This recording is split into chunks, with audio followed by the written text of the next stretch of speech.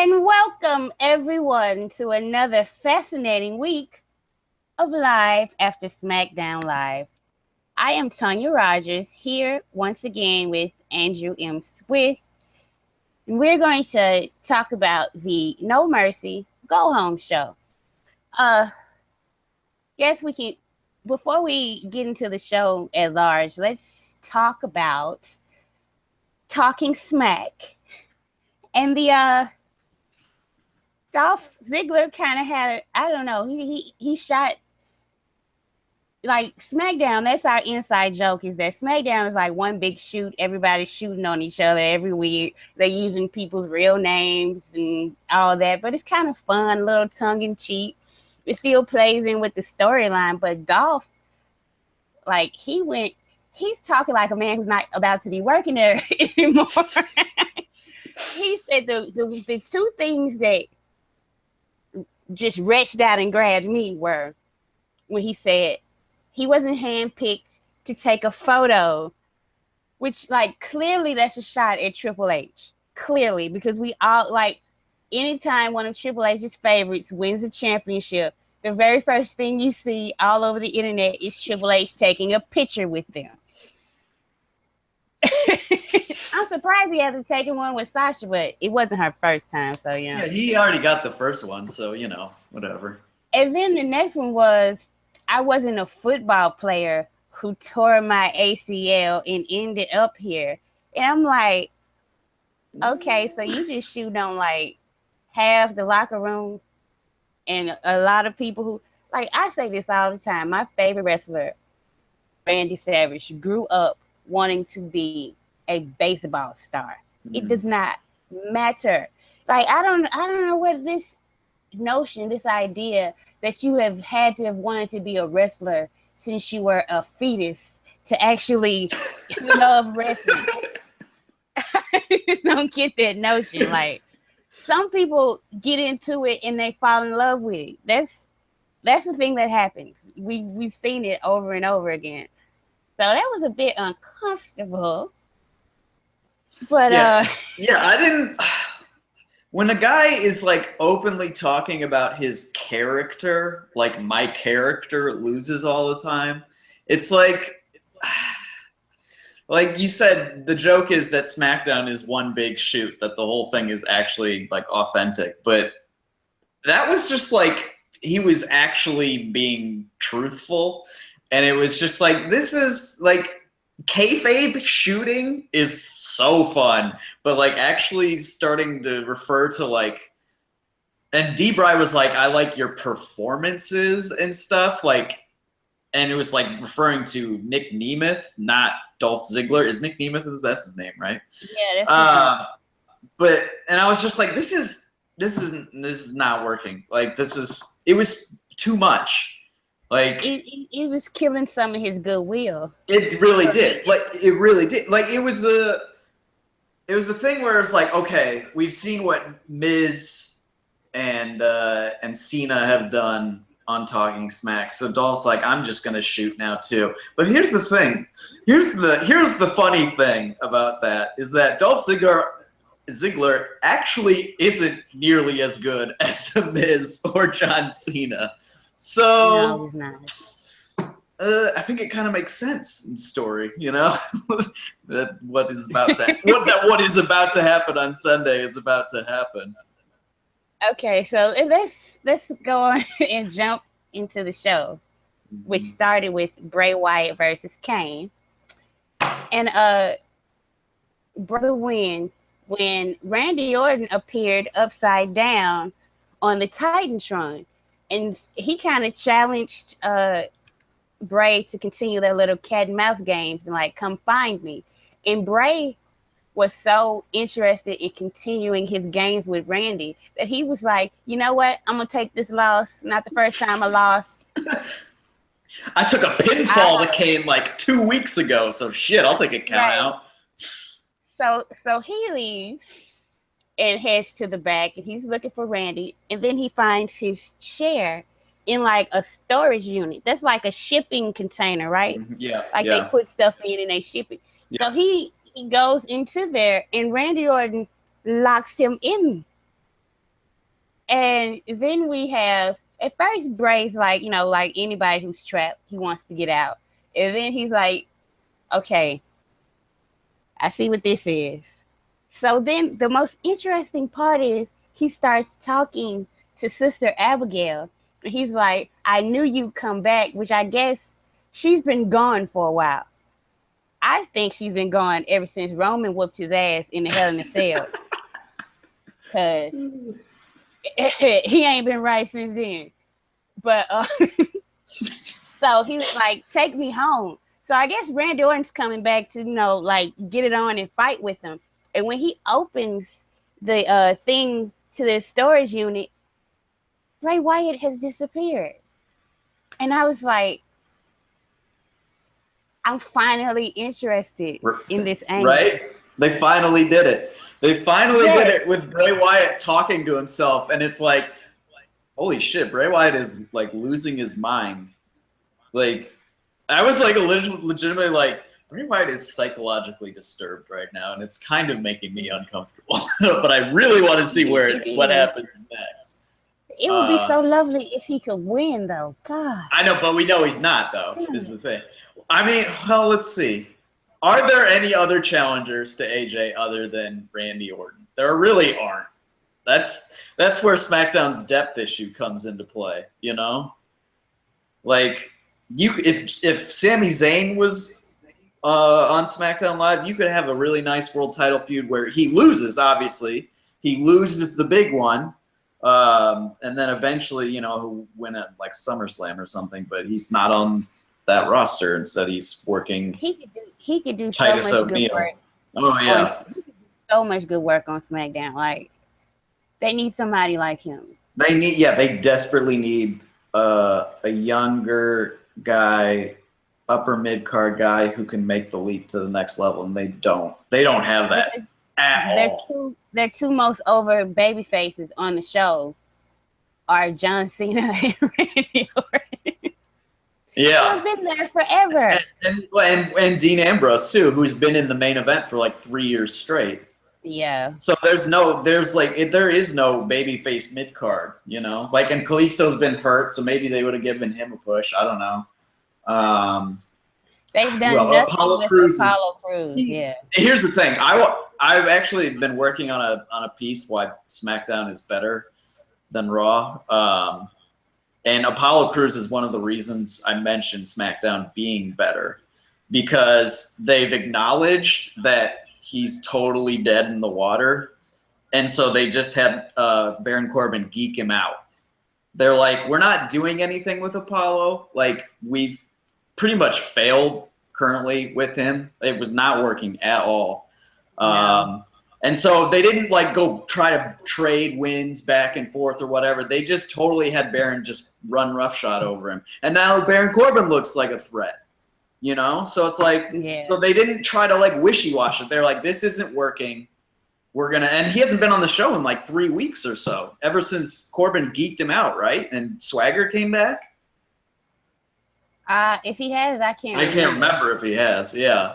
So I don't know. We'll see. But I like what they've done I weirdly like what they've done with Apollo Crews, which is like geek him out and then done nothing. But it makes sense, like, people. It's like the shit or get off the pot theory, and they've decided to get off the pot with him. Yeah. Okay. Yeah. So, we'll get to predictions later on, because this is the go home show. Yeah. So the next segment, I think, was the tag team of the Hype Bros versus the Vaudevillains. That happened. And I really didn't mind this. It was kind of weird that they would just slap it on like the go home show, and there's like been kind of no build up. And then the Ascension came. Did the Ascension do anything other than come out? No, they just stood there. Okay. Well, I think they're building. They're trying to rehab their tag team division, which I don't think they have to go that far, because the Hype Bros have a little bit momentum. They just, other than the Usos, they don't have a really strong heel tag team. And for some reason, not going to be the Vaudevillains. It's going to be the Ascension. I guess they figured like the Ascension has been nowhere for so long that now they can afford to build them up. Which I like. I'm interested to see like a second tier feud going on anyway. Mm-hmm. So I really didn't mind it. It was kind of like a little off place that they would just put it on the go home. Yeah. With like no build up. But giving them the benefit of the doubt. Hype Bros went over, which Mojo is a bit much, but like it's okay because you need some people that are like that. Yeah, you need some people who are gonna get that crowd fired up no matter what. Like, yeah, he's gonna do, like, his whole thing with the dancing and then the like axe handle to Gotch, who was on the ground on the mat or whatever. That was awful. Like, that was not good. Yeah, please never do that again. But he's trying to get the crowd into stuff, and his like he ain't hype stuff always seems to work over pretty well, and his hot tag is really good. So yeah, it was weird to like see this match. Like when I saw the VODs in the ring, because they got the jobber entrance, I was like, okay, Alpha are gonna come out, and I was like, they're gonna do like an Alpha match thing or whatever, just so since they're not gonna be on the card, but they'll they still have some placement here. But then it was the Hype Bros, and I was like, all right. Speaking of the tag division, I would like to see them do more with Breezango. Yeah, I think that could be your like mid card heel tag, because both those guys are pretty good workers, and they both work the gimmick pretty well. Yeah. So I don't know. So it's been odd that we haven't seen much of them. I guess they've been working main event maybe.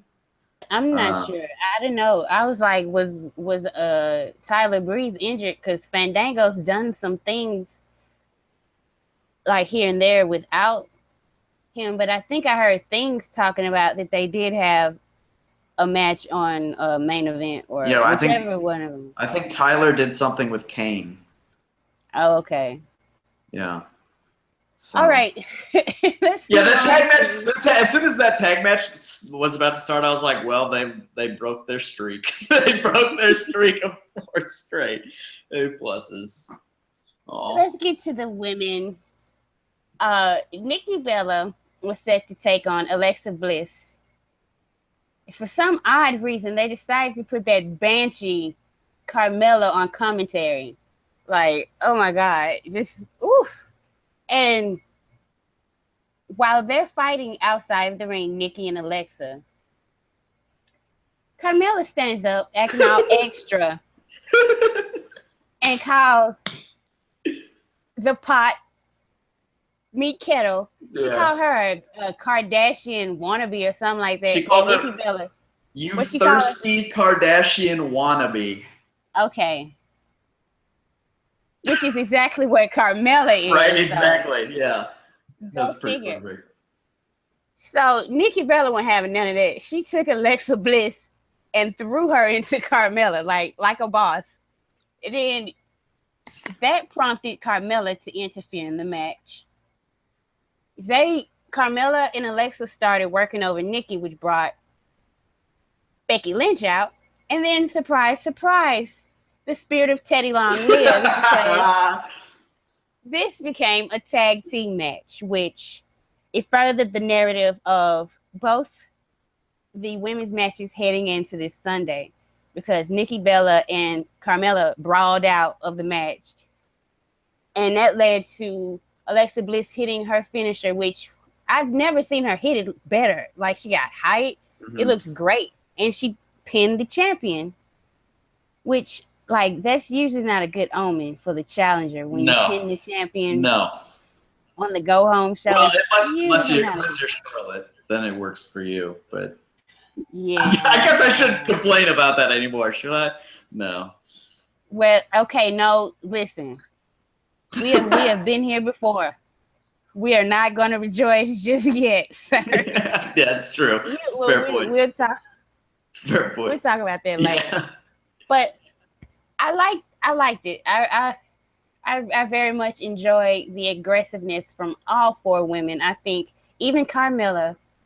I think everybody's doing a great job in their roles, and I I'm looking forward to both matchups, and I understand what Daniel Bryan's saying. They've never had a one-on-one match. Yeah. And that's why it's no DQ. That's why it's not, it's not no DQ, yeah. Which kind of gives me hope. He's kind of like, is this a spoiler? Is he like Paul Heyman? He said, that's not a prediction, it's a spoiler. This match isn't going to have a finish. Yeah. Like that did sound like it, didn't it? He's telling people, calm down, don't worry. We're going to get one. Just not yet. We can't outshine the women who started the women's revolution. Yeah, we can't take away Steph McMahon's very special announcement next week on Monday Night Raw that there's going to be a Hell in the Cell match, right? Like Steph's got to announce that for the world to see how great she is. And then the women on SmackDown can get their due, even though their story kind of calls for it more. Yeah.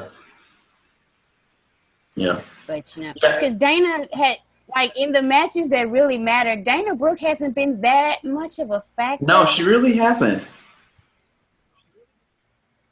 Oh, yeah, well, we can get on Raw later. Right. We got I'll tell you what, I was, like, legitimately worried when they showed Carmella on commentary. I was like, oh, no, she's not a great talker, and especially not in like accent. Especially not in the commentary format. But I thought she did all right, and it also helped that the match very quickly went to the outside, and then Carmella standing up and just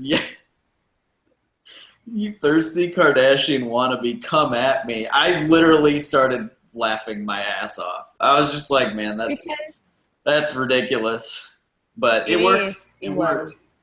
I also loved Becky. Becky running with the title was also hilarious. That's pretty good.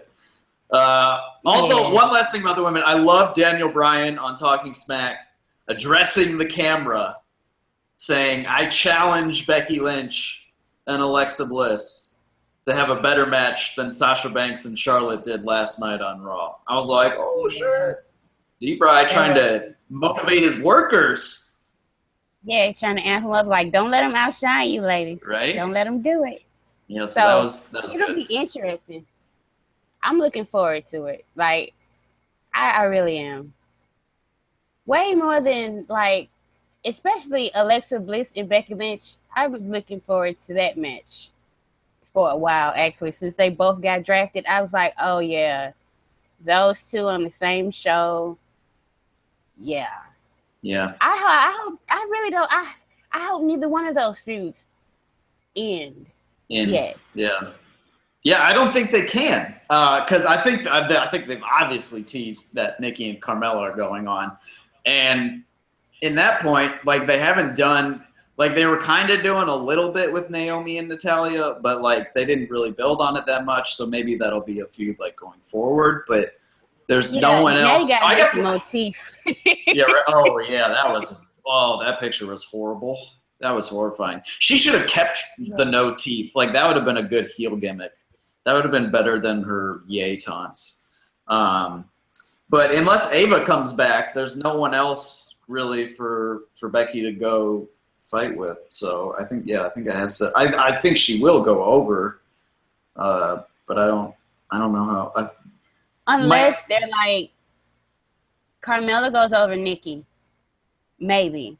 Yeah. And then she's like, I beat the longest reigning Divas champion. I deserve a title shot. Yeah. And then, like, Alexa just goes after Nikki Bella, and they kind of like switch for a while. Well, here's the question. Okay, so No Mercy on Sunday. The Survivor Series is the only pay-per-view in November, right? That's the dual brand. So they're gonna do like a women's match, right? In that, they're probably gonna put like Becky. A Survivor Series type team match. Yeah, they're gonna do like. Are they gonna do like a SmackDown versus Raw gimmick? Don't they usually do that sort of thing? Where like heels and faces have to like be on the same side. Yeah, this is a brand split.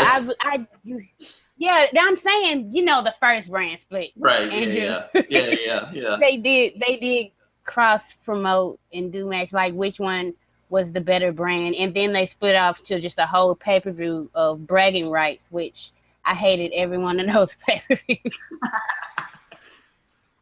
I never liked bragging rights.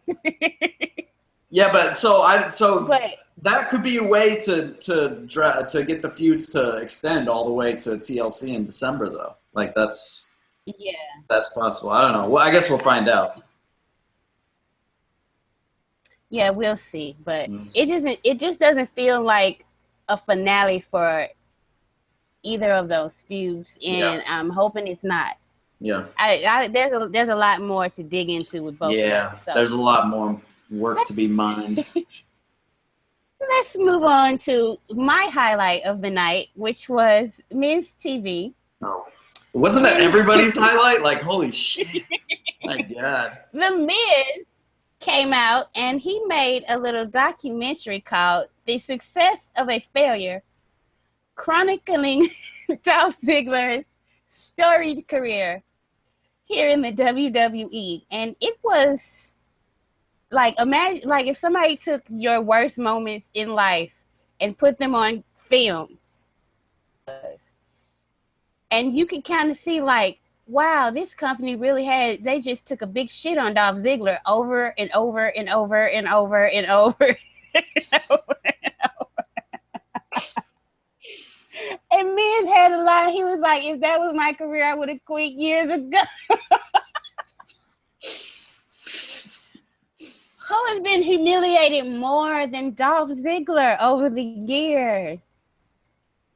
Oh my goodness. And then that's not even the best part. Oh my God. Some bitch brought back. Oh my God. Kitty from the Spirit Squad.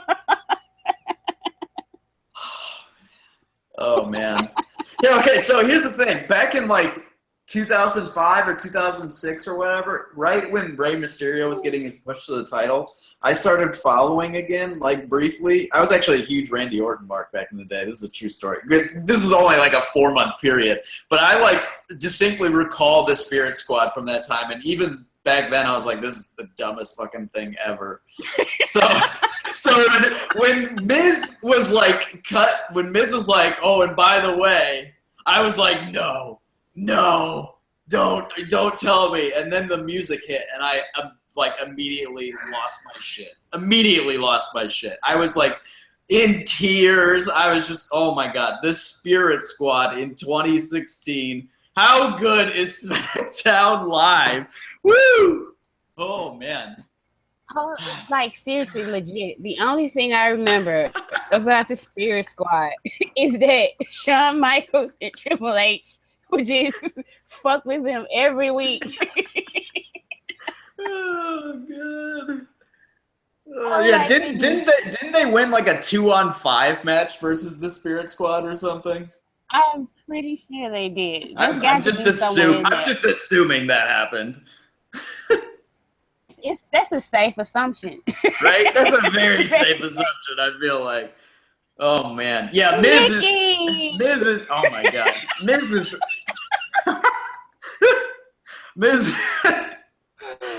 here's the thing. I'm going to have to go back and watch the clip to, like, actually hear their chants. I heard something about the unemployment line, but I was, like, laughing too hard to, like, pay actual attention. My mind was so blown. I just was, like, looking at Twitter, looking at everyone else losing their mind over the Spirit Squad showing up. So I'm going to have to go back and watch that segment again. Oh, man. Whose idea was this? Right? You know what? I hope it was Miz's so bad. I hope it was Miz's idea. I really do. I'll tell you what.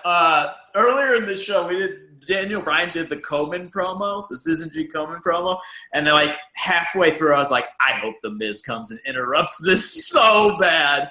I know they would never do it with their like PR session, but oh my God, that would have been unbelievably glorious. But yeah, that was bridge too far. But oh man. Missed chance. Yeah, that maybe like 10 years ago they would have did that. Right? Maybe. Not anymore, where they realize that they have to have better taste. Oh man.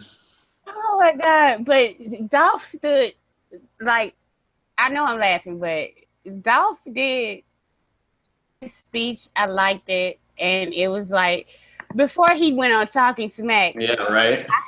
I had sympathy, and I was like, oh, I don't really want him to lose, but like, I kind of see, like, thing.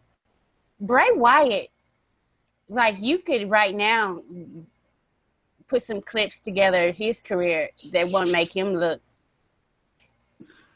And he never speaks out of turn. And I know, like, people like everybody's not CM Punk. Everybody's not Vince's favorite and gets to shoot off anywhere, however they want to. You know, and you got to play your position sometimes. Yeah. And Dolph has this thing where he just runs his mouth recklessly. And that's probably why he gets items of crap dumped on him. Was that okay? I wasn't watching at that time. The stuff when he was in the white suit, was that with AJ Lee? Yes, it was. Okay, that's what I thought. Yeah. Yeah, so we had like a brief 1 second shot of AJ Lee on a WWE program in 2016. That's when I was first coming back. Oh, why didn't you stop watching immediately?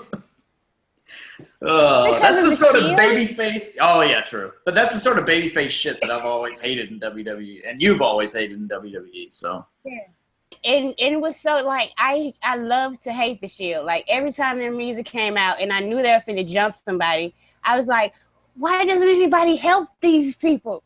Like, so I was so addicted to watching because I was waiting for somebody to get their comeuppance on them, and then it kind of a switch flipped. And where I was like, fuck, I want them to beat up everybody.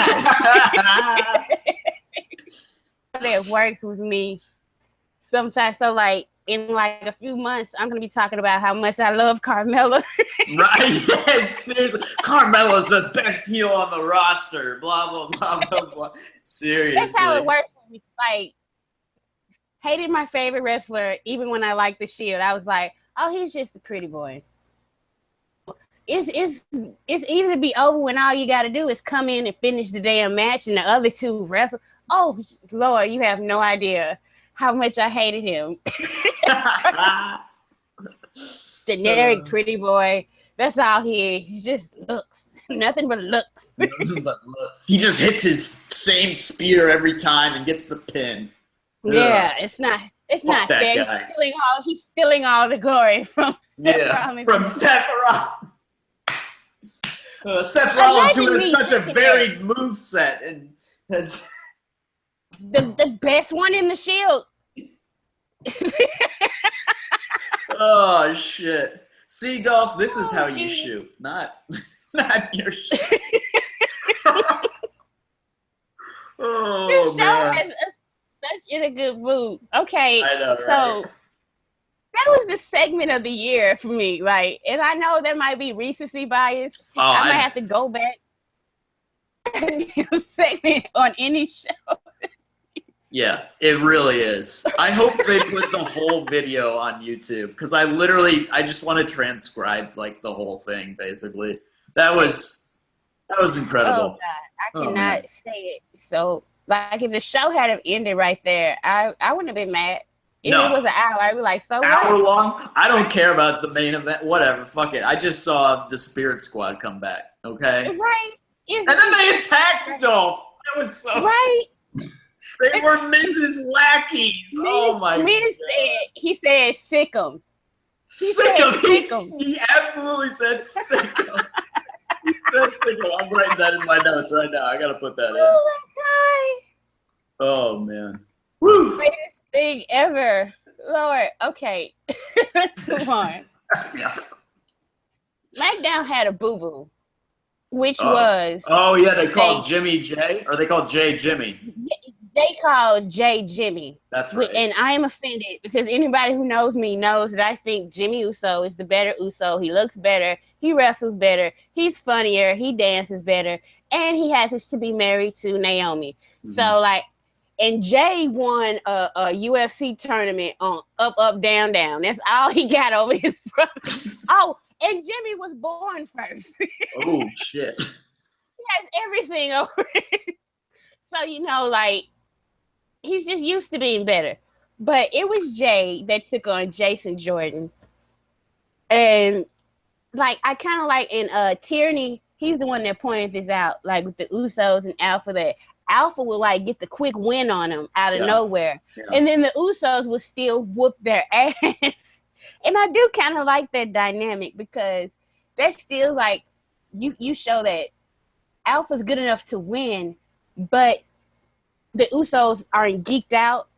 And, you know, for a rivalry, which I think that's going to be the rivalry heading into even next year, it's something interesting. We've only seen the tip of the iceberg of where that can go.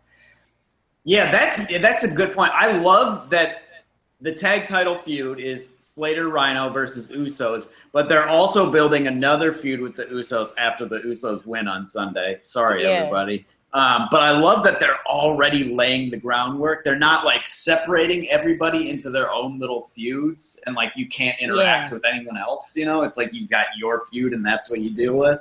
But it's like they're interacting with like, you know, other people in the division and building stories with other teams in the division, like at the same time that they're doing like in the main event feud for the division. So I've really enjoyed that. Yeah, that's been great.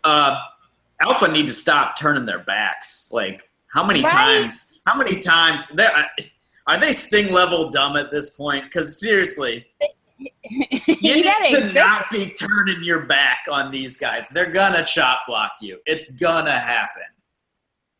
If I was Chad Gable, I would have a chair at the ready. Right? Seriously.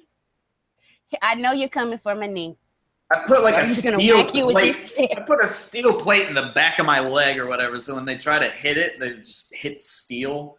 Wasn't that Lex Luger's thing? He did his forearm and he had like steel plate in his forearm or something? Yeah, allegedly he had a motorcycle accident that had a plate in there.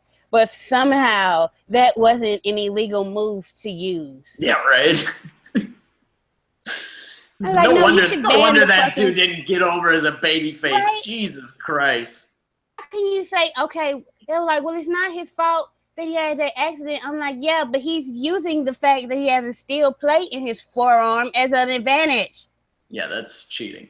that's a heel move. Yes, that was a clearly cheating. Thing. Oh, man, he cannot use a forearm because he has a steel plate in his. I wonder why he never got over. Wonder why. And he was over like a mofo in WCW. In WCW, yeah. WCW. And with terrible promos, and all of that, over like a mofo. So it was how he was booked. Yep. But the thing, listen, I know the Usos, like, and some people have raised this question. Oh, they're acting like thugs. Oh, yeah. Understand, I've always been an Usos fan. Like, always. So, like, I've seen them outside of the colorful faces and jumping around and just being happy-go-lucky Samoans. This is them. If you saw them out on the street, this is how they would dress and act and talk. They're not being urban. They're not appropriating Black culture. They're a part of this culture as well. They're just being themselves and, you know, cheating because that's what heels do. Like, The Miz cheats and he's not called a thug. Yep. So why would you call the Usos a thug? No, they're just being themselves. They're not trying to be. That's just who they are. That's how they dress. They just took them out of this little play. Like, it reminded me of like a cartoon version of Umaga. Mm-hmm. Yeah. Which was already outlandish in itself. Mm-hmm. And then you make it happy-go-lucky Umagas. And it's two of them. But, yeah. So, you can get that. Y'all can get that out of your minds. That's just who the Usos are. And I think they're so much more comfortable being themselves And it just comes so more naturally than just, hey, Oos, how you doing, Oos? Yeah, we're happy to be here, Oos. Oos, Oos, Oos. So it's fine, people. Trust me, it's fine. Okay, before we get to the main event, what the hell happened with Baron Corbin and Jack Swagger. Jack Swagger? Okay, so the ref thought he tapped out. Like that wasn't a botch. I'm pretty certain that was designed to go down that way. But Corbin was crawling to the ropes, and the ref thought he tapped out because he was like, first of all, he didn't hit his hand on the mat, so how can that be a tap out? It was literally like his upper arm that was like doing this with his like hand clearly not like touching the mat. And I was just like, that's clearly not a tap out. But yeah, so and then Corbin's pissed because he didn't tap out. But Swagger got the win or whatever, you know. So that's the way to build it. I loved how mad Corbin got. He was so pissed. He was so, and that really worked for me. Okay, I like that. Was nice, but here's my question: how does this make Corbin hated? He was fucked. Yeah, that's true. I don't know if it was fucked, but like it was like an incompetency on the part of the ref. So when he goes on his little Corbin bearing spree, which he is wont to do, yeah. Like, that referee better watch out. Oh my God! Right? I hope he murders that referee. That'd be great. That would be lovely if he would just kill the referee. Not for shoot, people. No. Let me be clear here. We're not shooting completely kayfabe. Kayfabe murder, yeah. But the ref deserves it. Do your job better. Like, if that was really poor. Out, ask them if you're not sure. Do you give up? They can say yes, they'll not. Like, you know, it's interesting to see where that goes. Like it was just like, I see it as like the beginning of a feud, you know. So like they don't want to give any definitive result, which is fine because they didn't give a definitive result. But yeah, it is a bit weird when you think about it for a second. Like you just said, like how is this supposed to make Corbin, like how are we supposed to hate him for this? Because him being angry, I mean, he's already an ornery son of a bitch. Yeah. He doesn't, like, reporters come up to him for a backstage interview and he rolls his eyes and, like, why I gotta talk to you? He's already irritated. So he gets screwed out of a match and you think he's just gonna be like, okay, well, I'll get him next time. No, that's not his character. It's not his demeanor. Expecting a rampage. I would be disappointed. I'm hoping for a rampage, yeah. Right? I would be disappointed if he didn't, like, rain holy hell on the ref and Jack Swagger. Yeah. It's what you expect. Like, you know, how can you? And he's there to win. Like Baron Corbin, he's another one. He cares about winning. He wants to win every match because every match gets him more money. Yep.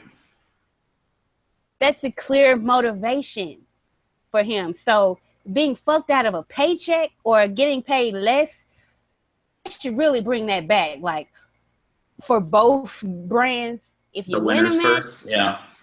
Yes, if you win a match, you get more money than if you lose a match. It's neither here nor there. Let's talk about the main event segments, which I'm going to tell you, they are. I don't know how I've become this big John Cena fan when I could not have cared less about the guy for the longest time. I was like, oh, John Cena, oh yeah, I guess he's cool. Like, just not my cup of tea. But I was literally like when he he says his thing. Dean interrupts him. Dean comes out, and Dean is spitting fire, straight fire. He is fired up. Never give him a belt again. He will stop caring. Like, seriously? Like, I'm sorry, Dean, but he does his best work when he's pissed off and he has something to prove. And when he's the champion, he's just a little too easy breezy cover girl for me. No. But their exchange, Ambrose and Styles, that was good.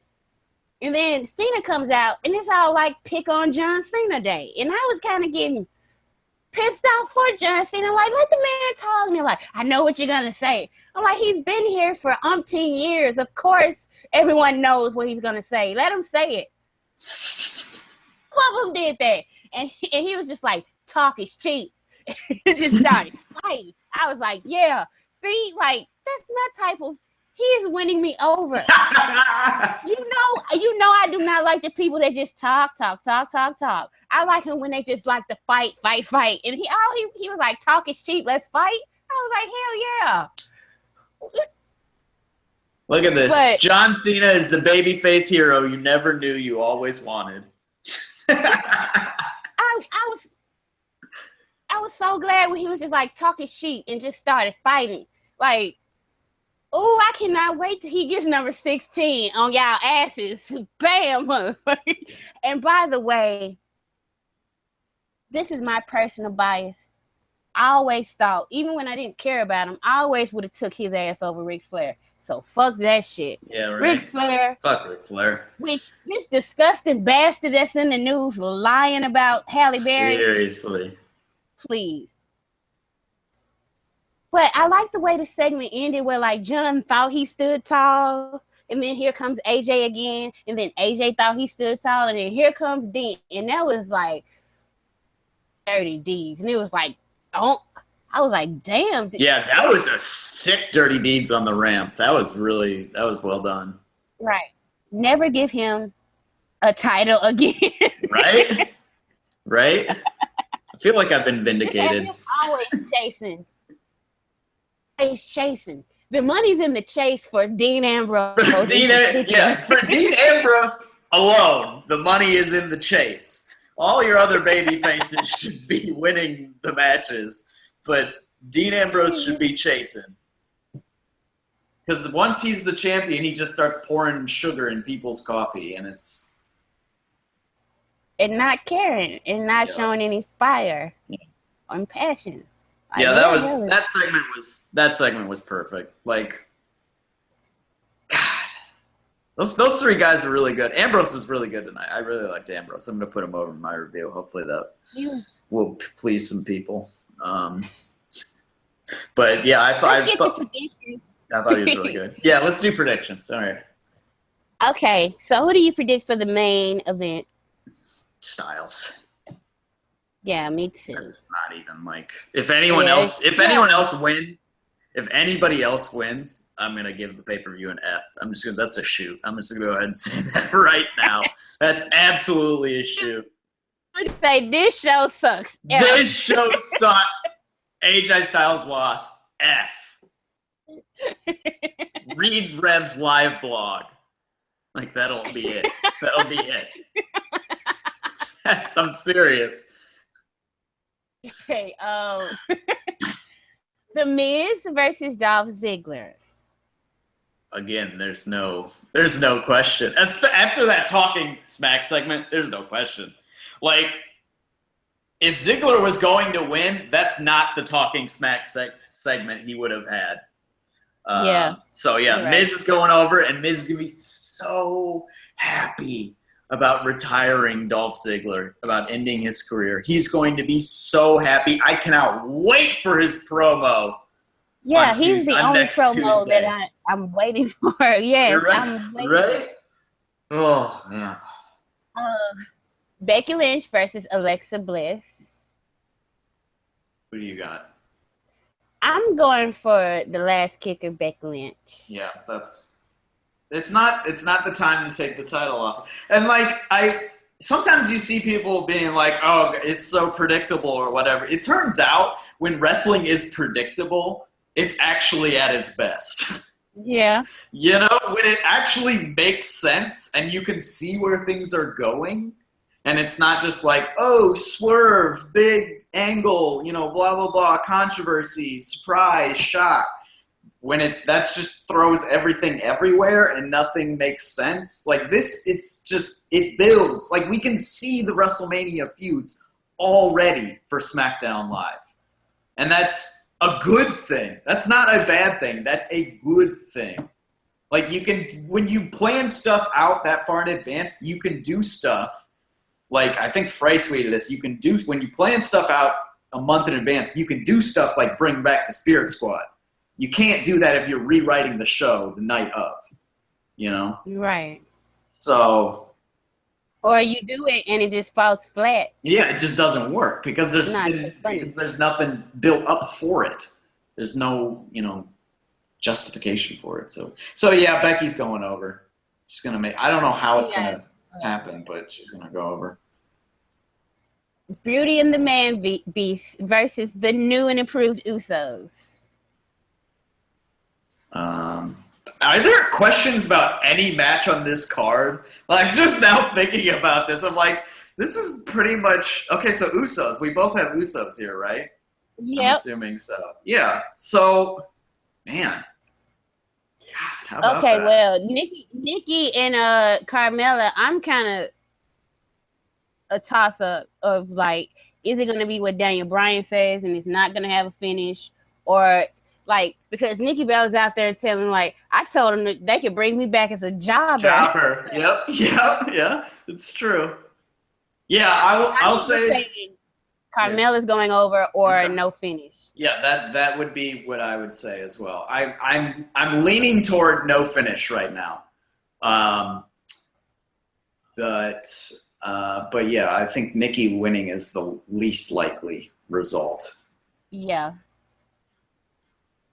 I really want the no finish now because I want the no DQ match. And did you see the tweet after WWE announced the match? Literally every response was like, make it no DQ. Literally everyone. I did too. It was just like, they've worked them. They've worked all of us into wanting something that we're going to get.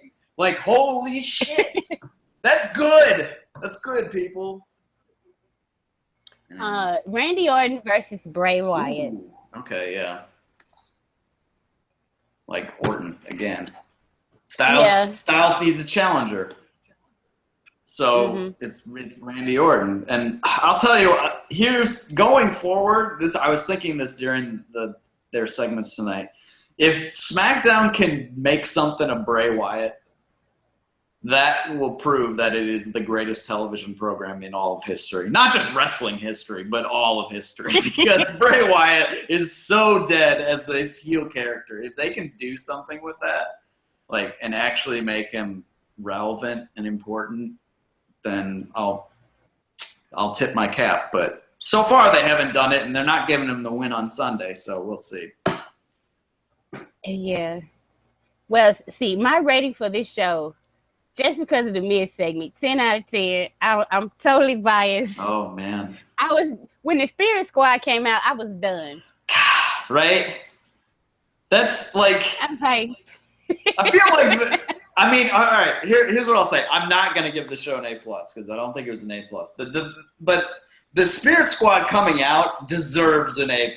Like, let's be real. Rate that segment as an A+. I'm gonna seriously give that like a 4,000 pluses after it, and then the rest of the show like a B. So, of course, we do this every week, and something kind of important did happen on Raw. So, like, before we wrap the show up, and guess what? We spent most of the show talking about SmackDown. Oh, I love that you got that in there. Okay, so let's talk about, because I missed it because I watch VH1 on Mondays now. Mm-hmm. The first one is that I'm going to get some caged beef. Oh, yeah. Hell in a Cell. And see, this is what I was thinking with Bray Wyatt and Roman Reigns last year. The reason why they didn't go balls out in their first match is because they were going to have a Hell in a Cell and crash into tables and break stuff. But they were kind of hindered because, of course, you can't outshine Undertaker. So, womp womp. But I think there's a genuine sense of competition because I believe the women are going to get a Hell in a Cell match. I don't think there's any doubt about that. I think the question now is, are they going to main event? I think they're going to main event with them. I really do. Yeah. they're going to tell Rusev and Roman Reigns, hey, it's easy. Make it hard for them. Make them hard to follow that shit. Yeah. I seriously believe that. And as much as I don't want to see Roman hurt, I do want to see, like, just an all-out war. Like, that's all I care about. I don't care why it started, what's going on, none of that. Beef. Hopefully somebody's going to bleed up in there. Roman is real easy to bleed, so. Yeah, that's true. Like, you breathe on him and he's... I'm kind of expecting one of Charlotte or Sasha to blade, to be honest. I really am. And Sasha shouldn't do it because it would look real bad on her. It would look real bad on her forehead because she's balding. So. Right. Yeah, it's but not good. You want to talk about the main event for Raw? Yeah, sure. We'll talk about that. A little bit. Sasha took on Charlotte for the Raw Women's Championship. And before the match, got a little gangster. When Dana Brooke tried to get in her face, she was like, oh, no, you didn't. Took her smooth out, stood over her like, what?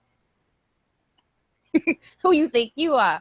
So that was great. So once again, Bayley has kind of sort of helped Sasha win a title. Yep. Hope they keep it up.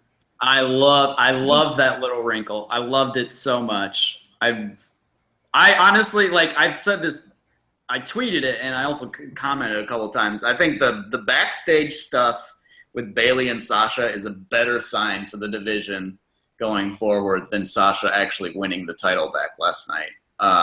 Because the title was going to get back to Sasha, but the fact that they really got what Bayley and Sasha's relationship should be at this point in time. They really got it. And, like, people were being like, oh, there was, like, a tease of dissension or whatever. Sasha gave a look. I was like, you're reading into stuff because that wasn't there at all. Like, that was not there. They were, like, legit buds. And it's funny how, like, the only time Sasha looks good as a face is when she's hanging out with Bayley. How coincidental. But yeah, I loved that backstage stuff, and I loved Dana getting murdered by Bayley. That was great. And then the match. Okay, so as soon as Dana got murdered, I was like, well, Dana's gone, so Sasha's winning. And then I, like, tried to check myself immediately. I was like, I literally called myself a fucking mark in the daily after I said Sasha's winning. And then you marked out for the BFFs. Oh, yeah, right? The video package. Once I heard BFFs, I was like, I'm all in. Whatever. It doesn't make sense what they've done with this feud, that, like, the big matches are on Raw. Like, the big matches with, like, these huge hype packages, and it's like, holy shit, like, the big moments. Somebody had a theory about them. They, like, there's, on pay-per-view, there's really no way to test who's a draw because everything's on the network. So they're really trying to test and see if these women are draws, so that they put their big matches on Raw to see how many people are going to tune in to it, which I can kind of understand. Yeah, it makes sense. It makes sense, but it's just, like, radically different than. It's hard to get your head around that, especially because SmackDown still builds to the pay-per-views. Like, they don't give away the big title matches on the weekly television show, or they haven't at least so far. So it's interesting. I thought the match was really good. I thought it had a lot of emotion in it, and I thought despite the feud, like, when you take out 95% of it and condense, like, 2.5, 3 years into, like, a 3-minute video, it looks really good. But, of course, we have to see the weekly stuff. Like, we have to see the stuff where, like, after Sasha wins the title, then the next week Enzo Amore comes out and says really awful, disgusting things. And it's just like, well, this is where this feud is going, huh? So the next week is the key. Like, if they have something, like, good next week, with the feud, like, something to build on, like Charlotte gets pissed and, like, murders Sasha backstage or something, or something. They got to set up the cell match, and they need to do it in a way that gets that allows Sasha to demand the cell rather than Steph just putting them in or Mick putting them in the Hell in the Cell. They really need to give the women the agency of making that match, and I'm worried that they won't. Because the other cell match, nobody announced it. No, exactly, right? Like, give the agency to your characters. They need to do that. So we'll see. We'll see. Yeah. Anything else from Raw you want to mention? What else was on Raw? I don't remember anything else from. I thought Raw was okay. I thought I was giving like a B- probably. The thing that annoys me is that the top champion on the show is in like a buddy angle with Chris Jericho and is concerned about championship for some reason. The same man who this time last year, I'm pretty sure, walked out on every single tag team match he ever was booked in, but now all of a sudden he cares about being in the tag team. It's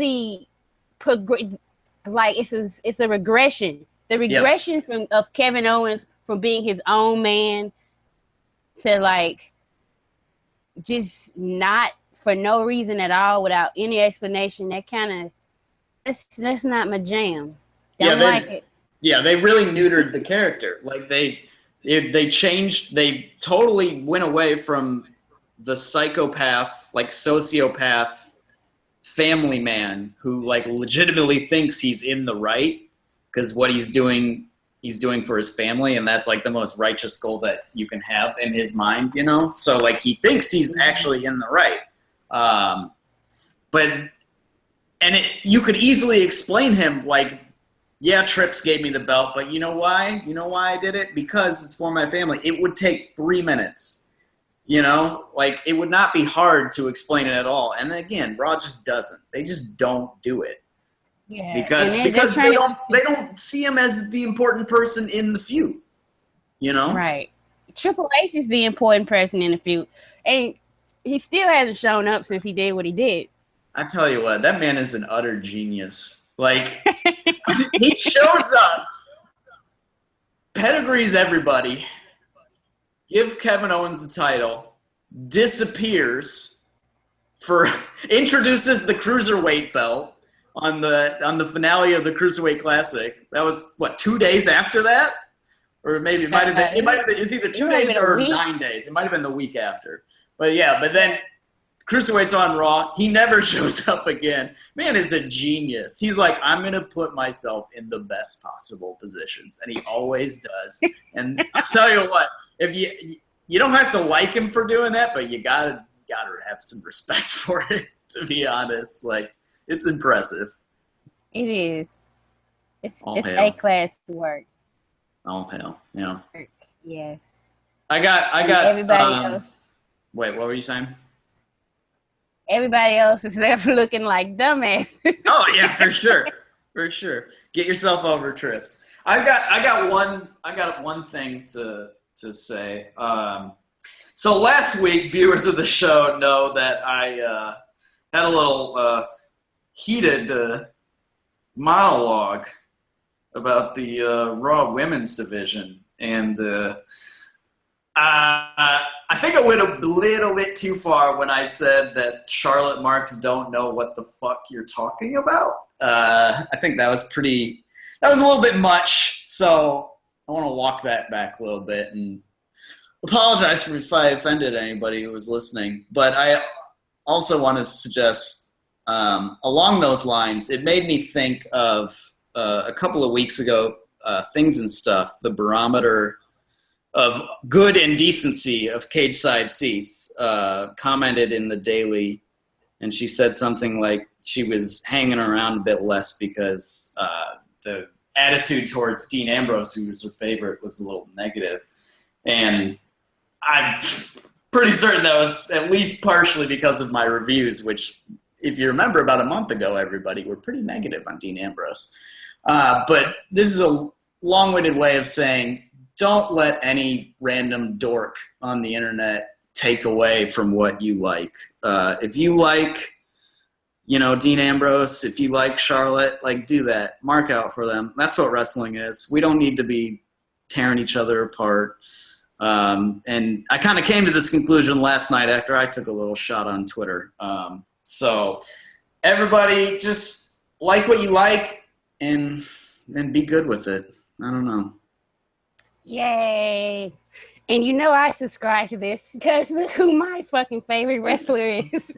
Right? Yeah, seriously. So I told things. I totally get it.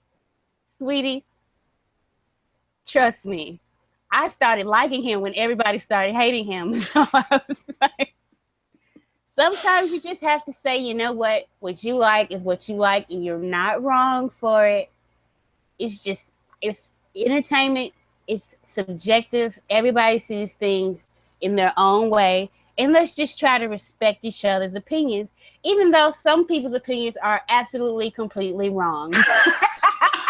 See, I'm glad you said that and not me. And with that, we're going to close out this week. We've had a fun week. Looking forward to No Mercy. There will be a special show Sunday that's right. after Talking Smack. Yeah. It's going to be Fizzy and I'm going to try to get Andrew to come in and do about 15 minutes about what he thought about the show. But just take care of each other and don't stop loving that thing you love. Bye-bye.